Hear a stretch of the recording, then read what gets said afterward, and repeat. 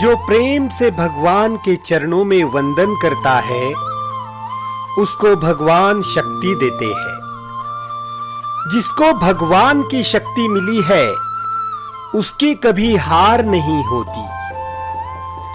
जीव अपनी शक्ति में विश्वास रखकर काम करता है तब उसकी हार होती है। जीव अल्प शक्ति है और परमात्मा अनंत शक्तिमान है। कोई भी कार्य करो तब सर्वप्रथम अपने भगवान के चरणों में वंदन करो। श्री राधा कृष्ण भगवान की जय। कथा में प्रेम से जय बोलो, आपकी कभी हार नहीं होगी। भगवान की जय बोलने से भगवान को लाभ नहीं है तो लाभ आपको है। भगवान की कभी हार नहीं हुई है और भगवान की कभी हार होने वाली भी नहीं है। हार तो मानव की होती है। मानव का जीवन क्या है? मानव का जीवन एक बड़ा युद्ध है।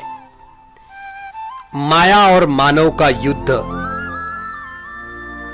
माया की जीत होती है, मानव की हार होती है। माया मानव को संसार में फंसा देती है। संसार में सजा है। बहुत लोगों को लगता है संसार में मजा है। स्त्री बहुत सुंदर है, पुरुष सुंदर है, ऐसा समझकर जीव को माया संसार में पूरी तरह से फंसा देती है। जीव संसार में अनेक बार दुखी होता है और दुखी होने पर भी उसको संसार ही अच्छा लगता है। यहां पर माया की जीत होती है, मानव की हार होती है।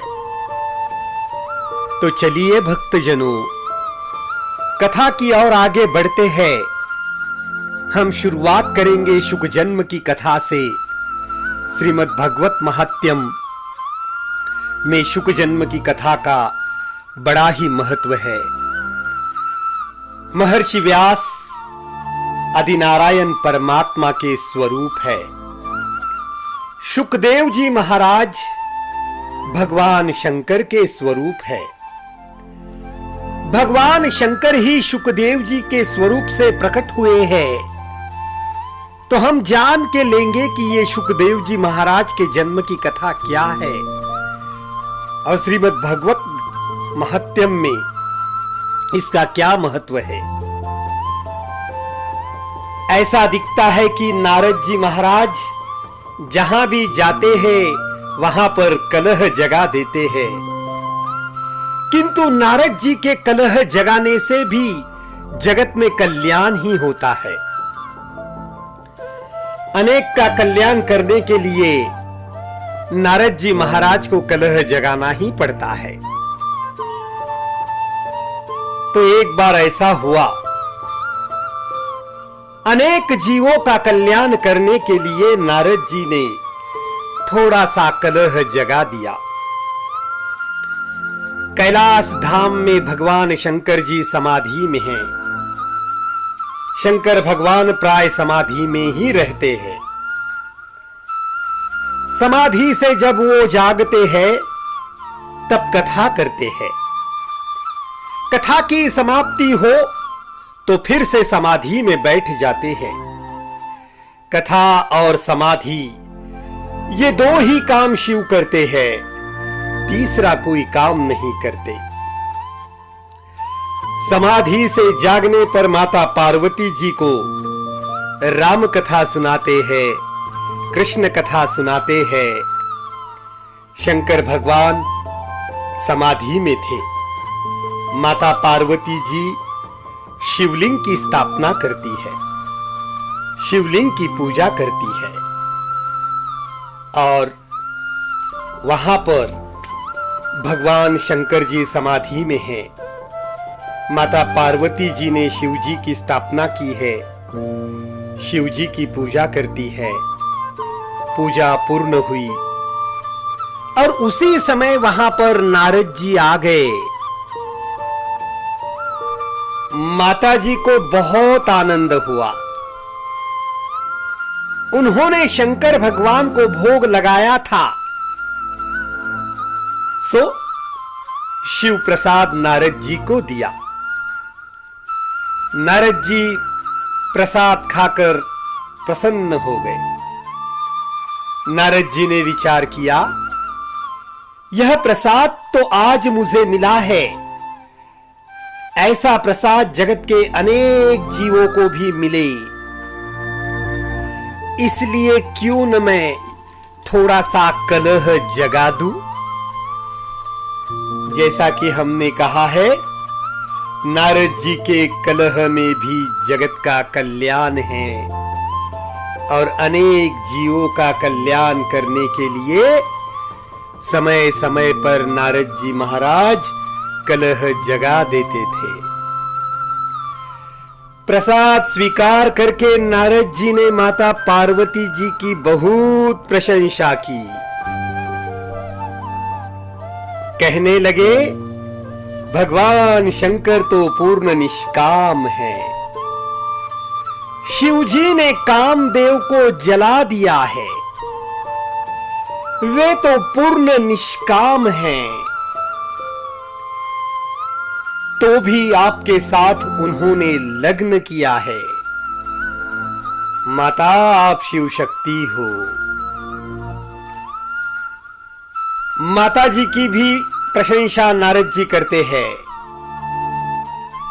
माता जी कहती है, उनके लिए मैंने कैसी कठिन तपस्या की है, ये तो मेरा मन ही जानता है। बहुत दिन तक मैं पत्ते खाती रही, बहुत दिन तक मैंने पवन का भक्षण किया है, बहुत दिन तक मैं जल के ऊपर रही, बहुत तपस्या की है मैंने। नारद जी ने हाथ जोड़कर कहा, माताजी, आपकी तपस्या तो बहुत है, सचमुच में ऐसा कोई और नहीं कर सकता। आपने इतनी तपस्या की है, ठीक है, किंतु मुझे कहना तो नहीं चाहिए। यह पुरुष स्वभाव ही ऐसा निष्ठुर होता है। स्त्री सर्वरीति से भोग देती है, तो भी पुरुष थोड़ा सा कपट करता ही है।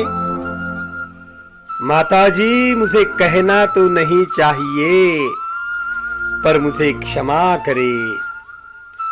शंकर भगवान आपसे भी थोड़ी बातें छिपाते हैं, ऐसा नहीं करना चाहिए।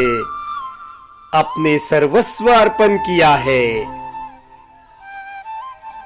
माताजी कहती है, नहीं, ऐसी कोई बात नहीं जो शंकर जी महाराज ने मुझसे छिपाई है। माताजी, मुझे बोलना ठीक नहीं है। मैं इतना ही कहता हूं कि उनके गले में जो मुंडमाला है, वह किसके मस्तक की है, यह आप जानती नहीं हो। कदाचित आप पूछो तो भी वो बताने वाले नहीं हैं। जय श्रीमन्नारायण। माताजी, अब मुझे आज्ञा दीजिए, अब मैं जाता हूं। माताजी को इतना कहा और नारद जी चले गए। माताजी ने विचार किया कि आज समाधि से जागने के बाद सर्वप्रथम मैं यही प्रश्न पूछूंगी, किसके मस्तक की माला आप गले में रखते हो? नारद जी ने मुझसे कहा है कि आप पूछोगी तो भी नहीं बताएंगे, लेकिन आपको मुझे आज बताना ही होगा। श्रीमन्नारायण।